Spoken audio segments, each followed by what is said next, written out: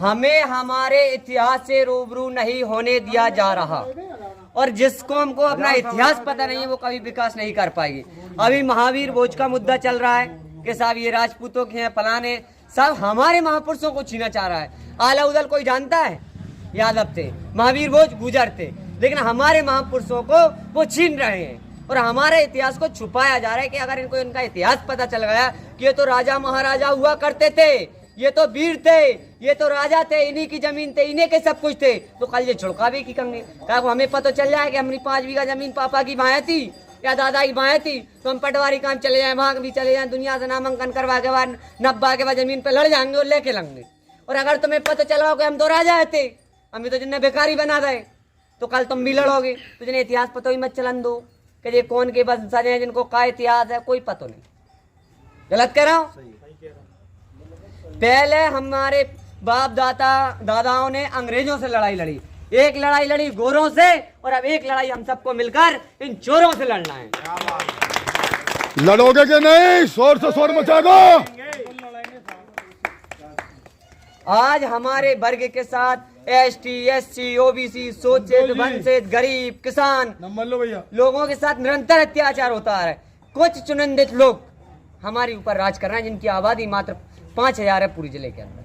कुछ लोग और हम 95% लोग ST SC OBC Yadav Kushwaha हम समाज में बटे हुए हैं। हम कह रहे हैं हम गुर्जर, हम कह रहे हैं हम यादव, हम कुशवाहा, हम अहिरवार, हम लोधी, हम आदिवासी, तमाम समाजों में हम बटे हुए हैं और आपस में एक दूसरे को नहीं चाह रहे। और जब तक हम सब लोग एक नहीं होंगे, जब तक हमारे ऊपर लोग अत्याचार करते रहेंगे। आज गांठ आज कसम खा लो कि हम सब एक हैं, और जिस दिन हम एक हो गए उस दिन इन लोगों की खैर नहीं है।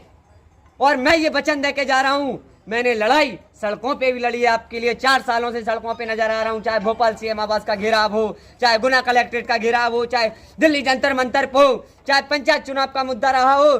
जब पंचायत चुनाव को OBC आरक्षण के बगैर किया जा रहा था, जब धर्मेंद्र यादव भोपाल CM आवास के घेराव के लिए खड़ा था, लट खाए थे, मैंने जेल गया था, लेकिन पंचायत चुनाव बगैर OBC का आरक्षण के नहीं होने दिया। अगर हमारे लोगों को आरक्षण नहीं मिलेगा तो हमारे लोग कैसे सरपंच बन पाएंगे, कैसे जिला पंचायत में जा पाएंगे, कैसे जनपद में जा पाएंगे? वो हमारे लोगों को कमजोर करना चाह रहे हैं, आर्थिक रूप से, राजनीतिक रूप से, शिक्षित रूप से, हर तरह से मानसिक रूप से कमजोर कर रखा है। हमारे लोग किसी चीज में कमजोर नहीं, हमारे लोगों को मानसिक रूप से गुलाम बना रखा है और हमें मानसिक रूप से गुलामी छोड़ना पड़ेगी। हमारे लोगों के लिए मैं निरंतर लड़ा हूं और आगे भी लड़ता रहूंगा, लेकिन मैंने महसूस किया, मैं जगह जगह आंदोलन किए, जगह जगह धरने दिए, जगह जगह गाँव में मीटिंग की, लोगों से मिला, ये महसूस हुआ कि जब तक हमारे लोग संसद में नहीं होंगे, लोकसभा में नहीं होंगे, विधानसभा में नहीं होंगे, हमारी आवाज उठाने वाला कोई नहीं होगा। ये मक्का का रेट कलेक्टर तय नहीं करेगा साथियों, ये मक्का का रेट लोकसभा और विधानसभा से तय की जाएगी कि साहब अब की बार इतनी लागत आई है, 1500 नहीं 3000 में मक्का बिकनी चाहिए। कलेक्टर नहीं बनाते, कानून विधायक बनाते हैं। ये जब जाएगा तो 54% आरक्षण की बात करेगा विधानसभा में, यहाँ के गरीब की, किसान की, मजदूर की बात करेगा विधानसभा। करेगा कि नहीं? करेगा। देश आजाद हुए 75 साल हो गए, अभी हमारे बाप दादों ने, हमारे महापुरुषों ने अंग्रेजों से लड़ाई लड़कर देश को आजाद कराने का काम किया, लेकिन हम लोगों को अभी आजादी नहीं मिली। सही बोल रहा हो कि नहीं? डरो मत, आपका भाई खड़ा है मध्य प्रदेश में OBC महासभा का ब्रजेश यादव के जा रहा है। गांव हमारे हैं, पोलिंग हमारे हैं, संख्या हमारी है, तो हमारा विधायक बेटा बनेगा कि नहीं? तो जब डॉक्टर KP यादव सांसद बन सकता है तो धर्मेंद्र यादव भी विधानसभा का सदस्य बन सकता है। तालियां बजा समर्थन करिए आप। हम लोग पिछड़ा वर्ग की लड़ाई लड़ रहे हैं, पूरे मध्य प्रदेश में हमको 148 विधायक पिछड़ा वर्ग के बनाना है।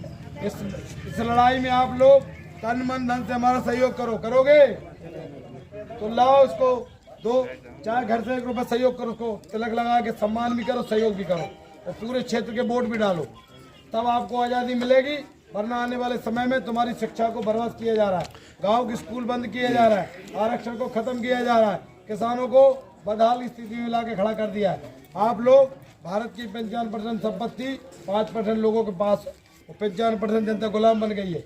इसलिए एक बार पुनः आज़ादी की लड़ाई हम सब लोग को मिलकर लड़ना पड़ेगी। राजन सिंधिया हार सकता है तो गांव गरीब का, किसान का, 28 साल का AA में धर्मेंद्र यादव विधायक नहीं बन सकता। ठोको ताली इसी बात पे, ठोको।